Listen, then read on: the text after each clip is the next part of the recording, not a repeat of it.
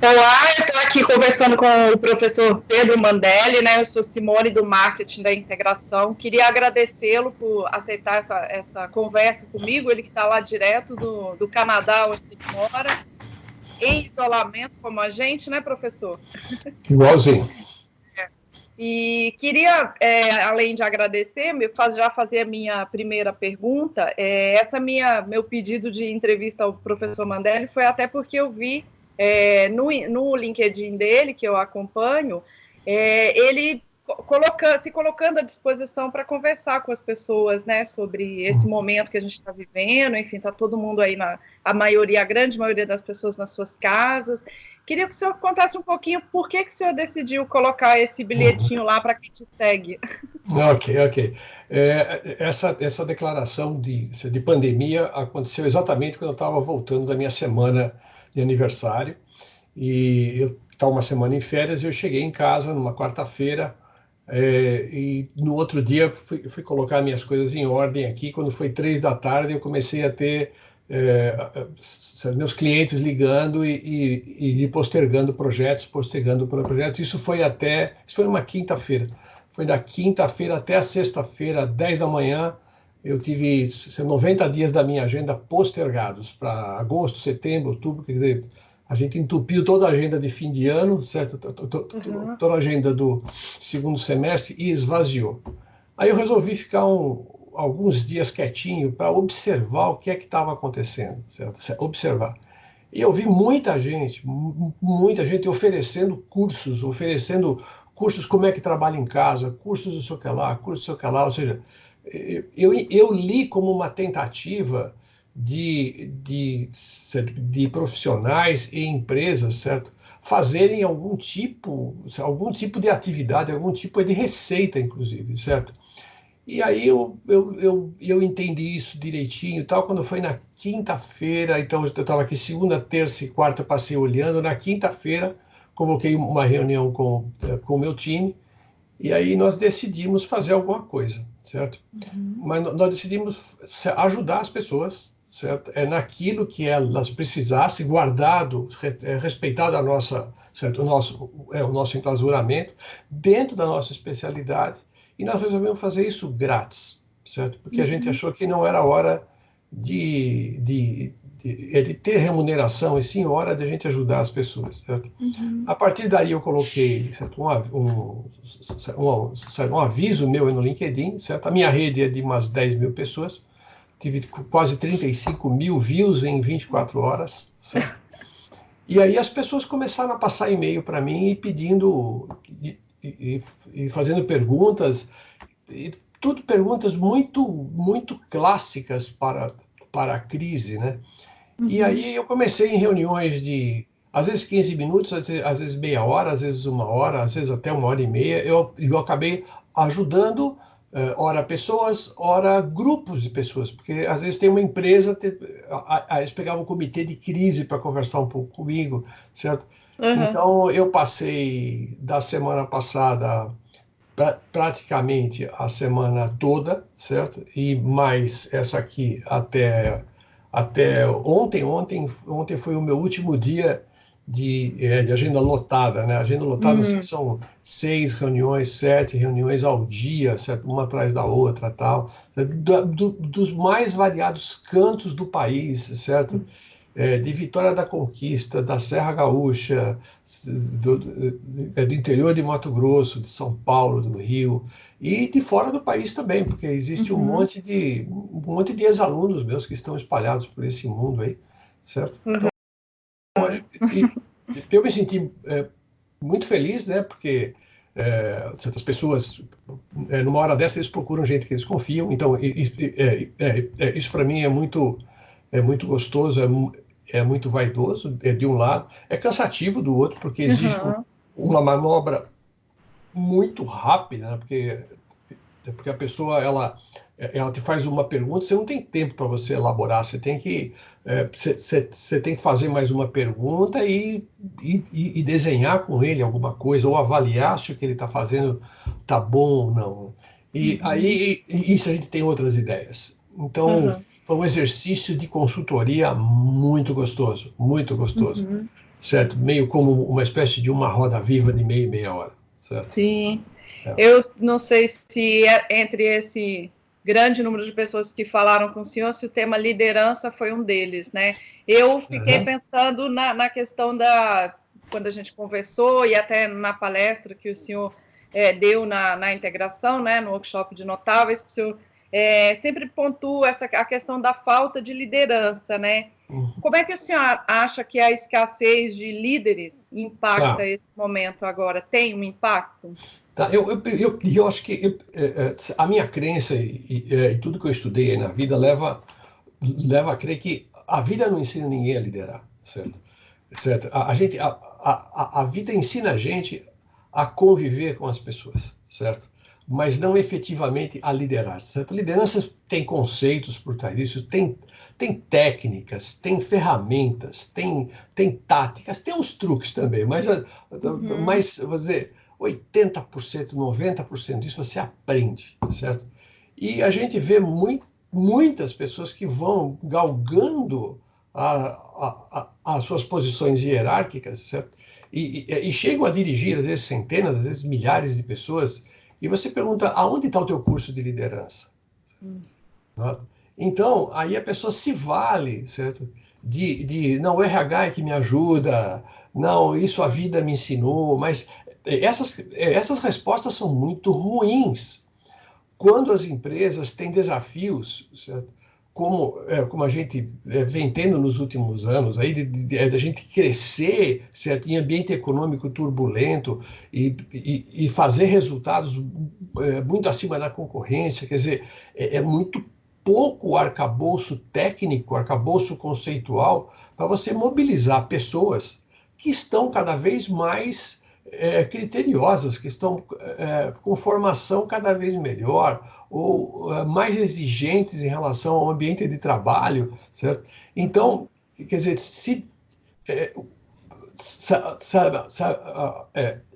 a minha conclusão é, a vida não ensina, as pessoas estão se complicando e os negócios estão mais exigentes, é lógico que nós vamos ter um gap de como é que se lida com essa alma organizacional.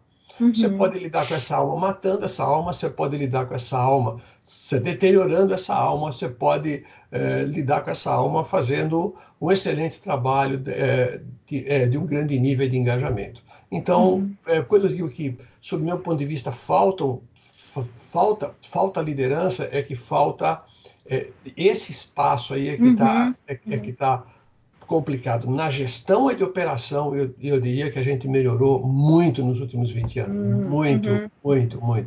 Mas na liderança, que é gente complexa, ambiente complexo, velocidade complexa, aí nós temos um gap muito grande. Que ficou mais ressaltado agora com a crise. Porque, olha bem, a gente sempre pensa em liderança para desenvolver. A gente não pensa num líder de crise, certo? Então, você pega uma situação como essa, inusitada, né? Eu tenho 68 anos, não me lembro de ter passado por algo com tanta profundidade. Lógico que eu passei por umas duas ou três assim, mas não com essa dimensão e com esse alarde, né? Com esse alarde, certo? Então, ainda ontem eu estava conversando com o topo de uma empresa, certo? Do Nordeste, certo? E eles falaram assim, olha, os negócios estão ótimos, a cidade não tem nenhum caso de vírus, nenhum caso, certo? Está tudo muito bem, certo? Nós até fizemos a contratação de 60 pessoas nos últimos 40 dias. Eu falei, poxa, mas que bom. E por que vocês querem falar comigo? Eu falei, porque a turma não quer vir trabalhar. Eu falei, mas como? Eu falei, porque eles assistem televisão, certo? A televisão diz que a gente vai morrer, certo? Diz que a situação está muito feia, mas a cidade não tem nada, certo? Então, o que a gente faz? Como a gente faz? Então, as lideranças, elas vêm sendo preparadas para o desenvolvimento das empresas, a sustentabilidade, mas não para o gerenciamento de uma crise como essa aqui. Para quem é líder e exerce bem a função, né, e dentro do que a gente começou conversando, mas de repente ele pode estar meio perdido aí nessa situação, né, em que os colaboradores estão distantes, estão em home office. O que o senhor diria para ele que ele pode fazer para conseguir continuar liderando aí de uma maneira adequada e com um pouco de motivação, né? Não sei se é possível. Lógico. Certo, a minha orientação tem sido da seguinte forma. Essa guerra que a gente está, vamos chamar de guerra, não. Guerra é a vida normal que a gente passa. Vamos chamar de uma frente de batalha, certo? Então, ou seja, essa crise que a gente está, eu chamo de uma batalha. Certo? Batalhas têm começo, meio e fim, certo? Então, eu peço que eles transformem, certo? Esse período de crise em um período que tenha fim. Então, vamos lá. Mas ninguém sabe o fim. Não, ninguém sabe o fim, mas não vai durar 6, 7 meses. Mas também não vai durar 2 meses, certo? Então, que tal se a gente pensar em uns 4 meses? Que tal? Certo? Mesmo que depois a gente tenha que puxar um pouquinho para frente, certo, ou um pouco atrás. Mas pensa em um projeto que começou agora há pouco e que lá para uns 4 ou 5 meses ou 3 meses ele termina, certo? Então, a primeira coisa que eu estou dizendo para eles é que eles têm que pôr um nome nesse projeto, certo? Porque o clima organizacional está ficando todo contaminado de negativo, certo? Então, coloca um nome nesse projeto, lança o projeto, certo, na empresa, certo? Mexe um pouco a estrutura organizacional, mexe um pouco, certo? Abre mais, quer dizer, tira as pessoas de posições, coloca em outras posições, ou seja, mexe um pouco, tira um nível hierárquico, transforma em consultor, certo? Quer dizer, e pega a turma de baixo e faz um reporte direto, dá mais ênfase ao curto prazo, coloca a turma para trabalhar em casa, mas continua gerenciando, certo? Desde o bom dia até amanhã, certo? Quer dizer, então, hoje exige da liderança. Eu tenho tratado a crise como um projeto e exige uma gerência de projeto, mas não de prazos, não de prazos, mas de frentes que precisam ser feitas. Da mesma forma, eu falo, se você tiver que eu sou claro nisso, falo assim, quando termina esse projeto, o raciocínio é muito claro. Até quando você tem liquidez? Certo? Se a tua empresa tem 4 meses de liquidez, o projeto tem 4 meses, não tem mais do que isso, certo? Nota? Aí sempre vem uma pergunta, mas eu tenho que demitir gente. Você tem que demitir pessoas, você tira as pessoas, certo? Com toda a decência do mundo, você desliga as pessoas. Que tal você reduzir um pouco o salário dos que ficam e daqueles que saem, você traz o salário para 25%, deixa eles saírem, se transforma em salário em uma remuneração por trabalho, certo? Porque é para não largar as pessoas, certo? No meio de uma luta dessa sem nada segurar. Mesmo porque você está dando um mau exemplo para aqueles que ficam, certo? Então, ou seja, essa liderança, em termos de crise, eu comecei a minha fala assim, nós até sabemos alguma coisa sobre desenvolvimento, sobre desenvolver a empresa, mas como agarrar o touro na época da crise, a gente não tem tido experiências, certo? Sim. Talvez para um bom volume de executivos, certo? Abaixo dos 40 e poucos anos, talvez essa seja a primeira vez que ele se defronta com uma tremenda encrenca dessa. Então, é óbvio que eles ficam, se eu usar a palavra, um pouco perdidos, né? Certo? É lógico, porque eles têm alguns mecanismos para crescer a empresa, para desenvolver a empresa, mas como é que desenha, certo, um período de crise, não. Mesmo assim, tem feito alguns trabalhos. Se a gente pensar do outro lado, que é o profissional que está lá em casa, que de repente nunca teve essa experiência de trabalhar em home office, e ele percebe, às vezes, que o líder dele, o gestor dele está ali um pouco perdido, ele pode... Como é que ele pode agir para ele tentar passar por esse período de uma maneira mais confortável? Ótimo, ótimo. Olha, todas as pessoas que foram designadas para trabalhar em casa, a gente pode ficar certo que os seus chefes continuam de olho em todas essas pessoas. E agora que nós estamos sentindo mesmo com quem que a gente pode contar, certo? Entende? Porque a hora que você fica em casa e você não entrega o certo que tem que ser, o que tem que ser certo entregue, você fica muito mais visível, você tem muito pouca desculpa, certo? Então, acho que certo, o que é importante é que para aquelas pessoas que estão ficando em casa, entendam que elas continuam sendo avaliadas. E se ela tiver em casa e perceber que o seu líder está meio perdido, não sabe para onde está indo, não sei o que lá, nada como oferecer ajuda, certo? É aonde eu posso te ajudar, aonde eu posso te ajudar. Se você olhar direitinho, o risco de uma organização hoje, ele está todo concentrado no topo, todo.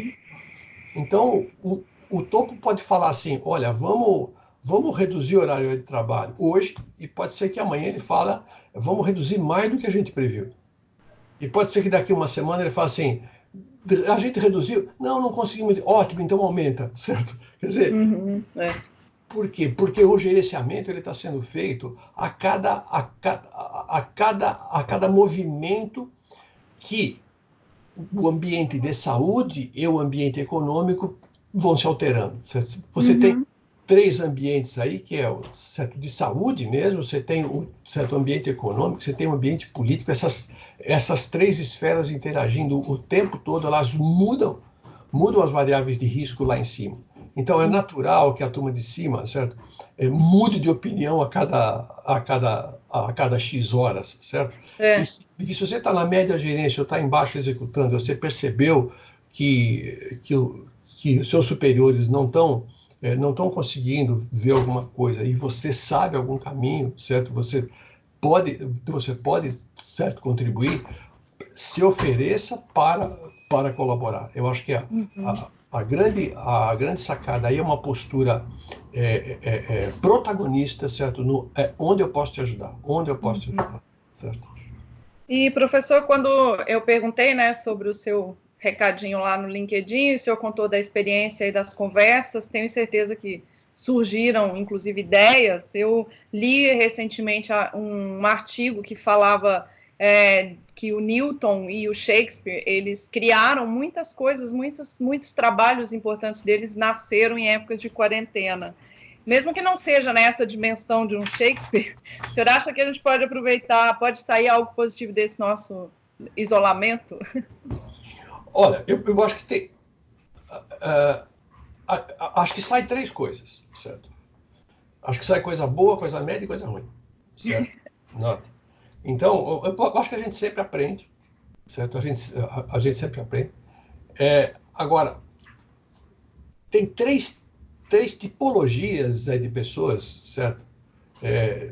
Que vão responder diferente ao cenário que você pinta, né? Tem pessoas que são proativas. Então, elas são proativas. Então, elas estão em casa, elas estão pensando. Elas estão lá na empresa, elas estão pensando no que fazer. Elas vão no cinema, elas estão vendo um filme, elas têm uma ideia e elas guardam, elas anotam. Elas vão numa festa, elas veem a festa com outros olhos e veem, a gente pode também fazer isso lá no meu trabalho. Então, essas pessoas vão sair com ganhos, certo? Por quê? Como está tudo desordenado, certo? Então dá para ele enxergar um monte de coisa. Ele vai enxergando um monte de coisa e ele vai achando um monte de coisa, certo? Tem pessoas que são reativas. Ou seja, ele vai esperando os outros se mexerem, esperando ver qual tipo de movimento, e a partir daí ele se movimenta. Esses não vão aprender nada, absolutamente nada. Vão estar, certo, rezando para ficar na empresa, certo? Né? E se vacilar, ainda vou assistir a sessão da tarde, certo? E tem a turma passiva, que a gente chama de que é o processo de vitimização, né? Do tipo, olha, então, eu não... o mundo está uma desgraça mesmo, a gente não está conseguindo fazer nada, tem não sei o que vai acontecer, tem um amigo do amigo meu que já morreu, tem outro amigo que também acho que está com esse negócio, certo? Então, esse não vai aprender nada. Então, assim, eu acho que qualquer situação deixa saldo. Até numa festa você tira saldo, até no enterro você tira saldo, certo? Até numa reunião você tira saldo, se você for proativo. Se você for reativo, você não tira aprendizado. E se você for vítima, certo? Aí você reclama de qualquer festa, de qualquer reunião, de qualquer crise. Ou seja, vai do perfil mesmo, né? Que não vai ser mudado com a situação. Olha, eu nessa semana e pouco que eu tô atendendo gente aí, certo? Eu acabei desenvolvendo algumas coisas. Eu acabei aconselhando, e quando aconselhei, eu tive que ir um pouco mais fundo, e olha, de cara lá e tirei algumas coisas. E desses conselhos eu já acabei ajudando outras pessoas com outros conselhos, certo? Porque eu também não passei por essa crise, certo? Muito embora a gente tenha um conhecimento muito grande, mas é porque a gente passa em muitas empresas ao mesmo tempo, certo? E em alguns países, mas o fato é que você precisa ir desenhando as soluções. Então a gente aprendeu muito. Você aprendeu muito. Por exemplo, teve eu falei para um assim, coloque um nome nesse período, um nome nesse projeto, um nome feliz, um nome alegre. Aí depois eu falei assim, eu vou pôr um nome de batalha. E ele pôs assim, a batalha final, certo? Aí um me perguntou quando é que ele deve começar a preparar a organização dele para a retomada e como preparar, certo? Pô, desenvolvi com ele como é que faz isso. O quando, certo? Por exemplo, até o instante que eu disse, você tem que, como é um projeto, você tem que fechar esse projeto. Então, no dia que você perceber bandeira branca do mercado, você junta a turma toda, faz uma festa enorme, certo? Diz a gente saiu, certo? Premia alguns heróis, certo? Bonifica os sobreviventes, certo? Porque você sai como organização pronta, não deixa sair todos soldados machucados, arrebentados emocionalmente, certo? Agora, isso não está escrito em livro nenhum, certo? Isso aí a gente vai desenvolvendo à medida que você vai aprendendo, certo? E, professor, para a gente terminar, o senhor acha que esse período ele pode trazer mudanças nas relações de trabalho, na maneira como a gente trabalha? Olha, eu acho que assim, eu não acredito em revolução nesse sentido. Eu acredito em evolução. Em evolução. Então, a gente tinha aí, certo, o home office, certo, que já era praticado, mas olha bem, se você pegar 10 anos atrás, não se fala em home office. Se você falar 5 anos atrás, com a flexibilização aí de horários e os trânsitos que ficam muito ruins, então veio o horário flexível e você já podia ficar um dia por semana em home office, certo? Aí isso evoluiu um pouco mais e cada um pode ficar o tempo que achar bom. Home office desde que entregue os resultados e dentro de alguns padrões de reuniões que a gente precisa fazer com todo mundo. Então a gente já vinha fazendo isso, certo? Agora a gente colocou uma grande turma em home office. A gente fala assim, não, a gente não sabe trabalhar home office. Certo? Certo? Quer dizer, pode ser que tenha uma turma que não sabe, mas tem uma turma que já tem experiência nisso, certo? Sim. Então, tem que ligar para aqueles que já fazem isso e ver como é que eles fazem, tal. E pode ser que a hora que é jogado bandeira branca nessa crise e acabe esse projeto dessa batalha, a gente vai falar, olha, eu acho que a minha área tal, acho que ela pode trabalhar 100% em casa, só vindo aqui às sextas-feiras na reunião das 8 da manhã para a gente fechar o que estamos fazendo, blá, blá, blá, blá. E nas reuniões de treinamento, pá, pá, pá, pá, pá, pá, pá. Vai ter que mudar um pouco os sistemas de avaliação, vai ter que mudar um pouco o feedback, vai ter que mudar um pouco aquilo, mas ok, é uma evolução. Certo? Porque os sistemas a gente já tem de avaliação, certo? O feedback a gente já melhorou muito se comparado com 20 anos atrás, certo? Sinto muito, a gente vai ter que trocar talvez a pesquisa de clima para a pesquisa de engajamento, mas já tem no mercado, já está aí, todo mundo já tem isso, certo? Então, eu não acredito em um saldo do tipo que certas coisas que eu ando lendo e ouvindo, porque a gente vai sair disso muito diferente. Em termos organizacionais, não. A gente vai evoluir algumas coisas, certo? A gente vai, talvez, ter algumas contingências adicionais, certo? A gente vai se preocupar um pouco mais em fluxo de caixa, mas já tinha preocupação, certo? Então, eu acredito em aprendizado, eu acredito nesse ponto de vista, em evolução. Professor, queria agradecer muito aí, a gente conversou aí quase meia hora, foi bastante interessante a nossa conversa e espero que o senhor esteja com a gente aí depois que passar tudo isso, né? Quem sabe no fim do ano aqui na integração pessoalmente. Meu recado final aí, ele diz respeito a tudo que a gente aprende como líderes para desenvolver a organização, ele não serve para o gerenciamento desta crise. Mas não entenda que as práticas que você vai usar nesta crise que derem certo é o que vai fazer a organização se desenvolver depois. São duas abordagens de liderança completamente diferentes. Muito obrigado pela atenção, pela oportunidade e a gente se vê por aí. Um abraço. Tchau, tchau.